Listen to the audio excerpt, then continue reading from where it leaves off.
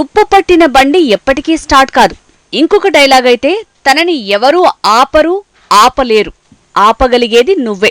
ఇటీవల విజయవంతమైన సినిమాలో 2 డైలాగులివి. అదే సినిమాలో బలమున్నోడిదే రాజ్యం, బలమున్నోడిదే కుర్చీ డైలాగ్ కూడా ఉంది. ప్రజాస్వామ్యంలో మాత్రం ప్రజలే అంతిమ విజేతలు. ప్రజాబలం ఉన్నోడిదే కుర్చీ, ఇది ప్రజాస్వామ్యం.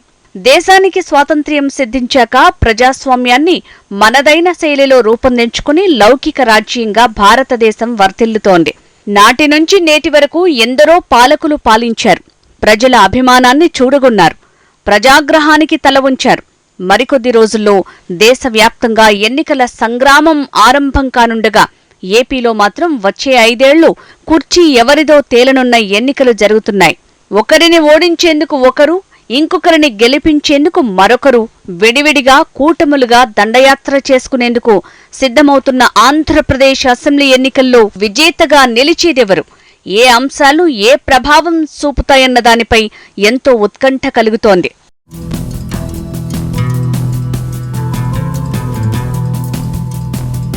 ఆంధ్రప్రదేశ్ రాజకీయాలు ఇప్పుడు అసలు సిసలు యుద్ధానికి తెరతీస్తున్నాయి. ఈ ఎన్నికల్లో విజయం సాధించాలని వైసీపీ ఆరాటపడుతోంటే కూటమితో అధికారాన్ని దక్కించుకోవాలని జనసేన, టీడీపీ భావిస్తున్నాయి. ఢిల్లీ నుంచి ఇప్పటివరకు బీజేపీ నుంచి ఎలాంటి క్లారిటీ రాకపోయినప్పటికీ టీడీపీ, జనసేన ఒక అడుగు ముందుకేసి అభ్యర్థుల జాబితాను సైతం విడుదల చేశాయి. ఇప్పటికే టీడీపీ 94 మంది అభ్యర్థుల జాబితాను విడుదల చేయగా జనసేన 5 అభ్యర్థుల జాబితాను విడుదల చేసింది. వచ్చే రోజుల్లో వైసీపీని ఓడించాలని కసరత్తు చేస్తున్న కూటమి అందుకు తగిన విధంగా కార్యాచరణతో ముందడుగు వేస్తోంది. మరీ ముఖ్యంగా చెప్పాలంటే ఏపీలో రాజకీయాలు ఈసారి ఏ విధంగా ఉంటాయని చంద్రబాబు నాయుడు తాజాగా అభ్యర్థుల జాబితా ప్రకటిస్తున్న సమయంలో వెల్లడించారు. ఈసారి కులాలు, మతాలు, ప్రాంతాలతో సంబంధం లేకుండా గెలుపు ఆవశ్యకతతో అభ్యర్థులను వడబోత ద్వారా ఎంపిక చేశామని, విజయ అవకాశాలను ఆధారంగానే అభ్యర్థుల కేటాయింపు చేశామని చెప్పారు. అయితే వైసీపీ ఇప్పటికే అభ్యర్థులను ఖరారు చేసి నియోజకవర్గ ఇన్ఛార్జీలుగా నియమించి యుద్ధంలో ఒక అడుగు ముందుకేసినట్టుగా కనిపిస్తోంది.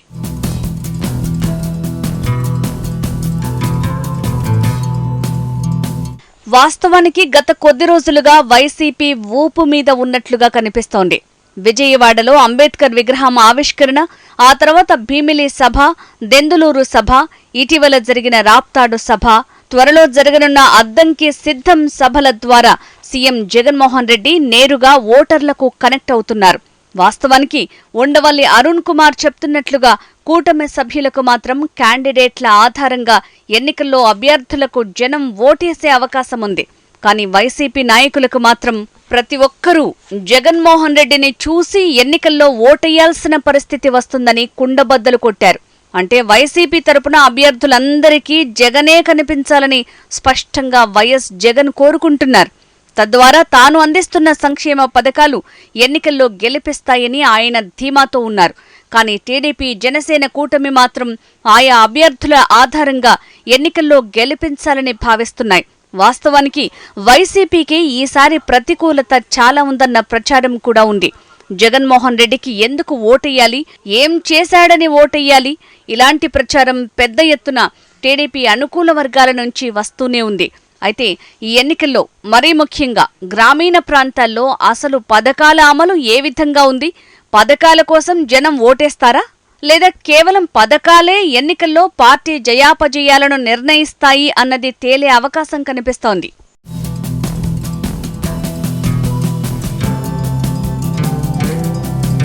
ఎందుకంటే సీఎం జగన్మోహన్ రెడ్డి దేశంలో ముందడుగు లేని విధంగా సంక్షేమ పథకాలతో కొత్త వర్గాన్ని సృష్టించారు.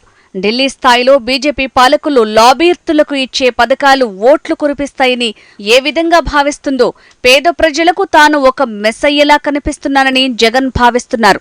ఇంకా చెప్పాలంటే పేదలకు తాను లేకుండా మనుగడ ఇబ్బందవుతుందని, తాను పేదల కోసమే ఉన్నానన్న భావనను క్రిస్టల్ క్లియర్గా ఆయన తీసుకువెళ్తున్నారు.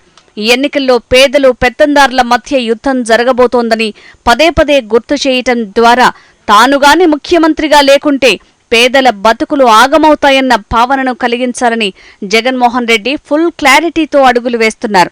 ఇప్పటికీ అభ్యర్థుల జాబితాను ఖరారు చేసేసి ఎన్నికల గోదాలోకి దిగిన జగన్మోహన్ రెడ్డి త్వరలో ఒకేసారి అభ్యర్థుల జాబితాను విడుదల చేసే అవకాశం కనిపిస్తోంది. ఇప్పటికీ ఆయా నియోజకవర్గాల్లో పనిచేసేందుకు నాయకులకు వెసులుబాటు కల్పించిన వైఎస్ జగన్మోహన్ రెడ్డి త్వరలో అభ్యర్థుల జాబితాలు కూడా ఖరారు చేసే అవకాశముంది. ఎన్నికల నోటిఫికేషన్ వచ్చే సమయంలో ఆయా నియోజకవర్గాల్లో అభ్యర్థులను ప్రకటించి పూర్తి స్థాయిలో యుద్ధానికి సన్నద్ధమవుతారని ప్రచారం కూడా కనిపిస్తోంది, వినిపిస్తోంది. సీఎం జగన్మోహన్ రెడ్డి చంద్రబాబు నాయుడుపై పైచేయి సాధించారా లేదా అన్నది తేలాలంటే ఎన్నికల ఫలితాల వరకు మనం వేచి చూడాల్సిందే.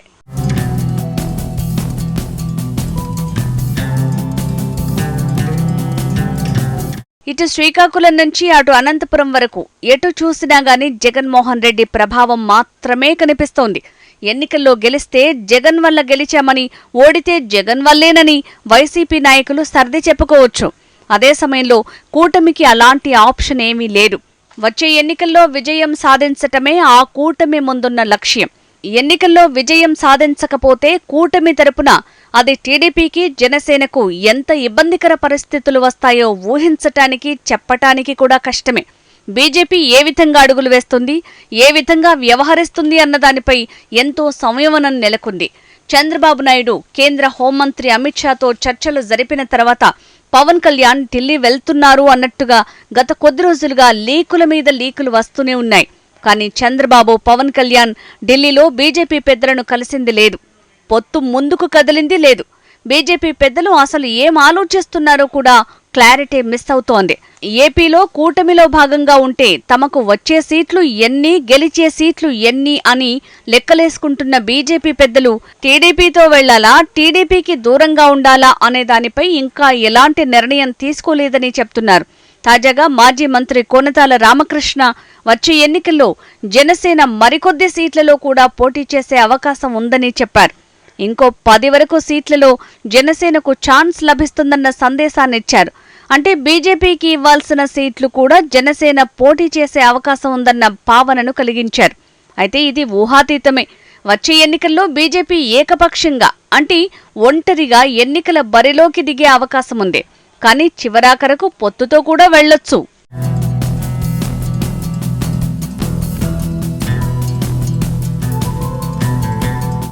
ఏపీలో ఈసారి ఎన్నికలకు బీజేపీ ప్రధాన ఆకర్షణగా నిలుస్తోంది. కాంగ్రెస్ పార్టీ వైఎస్ఆర్ తనయ షర్మిలను రంగంలోకి దించి నేరుగా జగన్మోహన్ రెడ్డిపై బాణాన్ని ఎక్కుపెట్టగా ఏపీలో అంపశయ్య మీద ఉన్న కాంగ్రెస్ పార్టీ తిరిగి పుంజుకుంటుందా లేదా అన్నది చూడాలి. అయినప్పటికీ బీజేపీతో పోలిస్తే కాంగ్రెస్ ఆకర్షణ తక్కువే. 2014 తర్వాత ఏపీలో కాంగ్రెస్ పార్టీ నోటాతో పోటీ పడింది. బీజేపీ కొంచెం అటూ ఇటుగా ఉన్న పరిస్థితి. ఒక రకంగా చెప్పాలంటే ఏపీలో బీజేపీ, కాంగ్రెస్ పార్టీలకు సమానంగా ఓట్లున్నాయనుకోవాలి. ఏపీ విభజన సమయంలో 2 పార్టీలు కూడబలుక్కుని వ్యవహరించాయన్న ప్రచారం ఉన్నప్పటికీ 2014లో బీజేపీతో జతకట్టి టీడీపీకి జనం ఓటేశారు. ఈసారి టీడీపీతో బీజేపీ జతకడుతుందా లేదా అన్నది తేలాల్సి ఉంది. ఈ నేపథ్యంలో బీజేపీ ఏపీ రాజకీయాలపై ఖచ్చితమైన ముద్ర వేసే అవకాశముంది. ఫెడరల్ స్ట్రక్చర్లో సంపూర్ణ అధికారం కేవలం కేంద్రం వద్దే ఉన్న ఇలాంటి తరుణంలో ఏపీలోని వైసీపీ, టీడీపీ 2 పార్టీలు కూడా బీజేపీ ప్రాపకం కోసం ప్రయత్నిస్తున్నాయి. ఎన్నికల్లో గెలవడం అటుంచితే భవిష్యత్తు కూడా బీజేపీతో అవసరముందన్న అభిప్రాయంలో ఉన్నాయి. అందుకే ఏపీలో ప్రస్తుతానికి కాంగ్రెస్ పార్టీ కంటే బీజేపీ ఆకర్షణీయంగా కనిపిస్తోంది. అధికారం చేతిలో ఉండటం, మోడీ లాంటి సూపర్ పవర్ కనిపించటం, అమిత్ షా లాంటి రాజకీయ చాణక్యుడు ఉండటం వల్ల బీజేపీ నిర్ణయాలు ఏపీ విషయంలో కీలకంగా మారుతున్నాయి.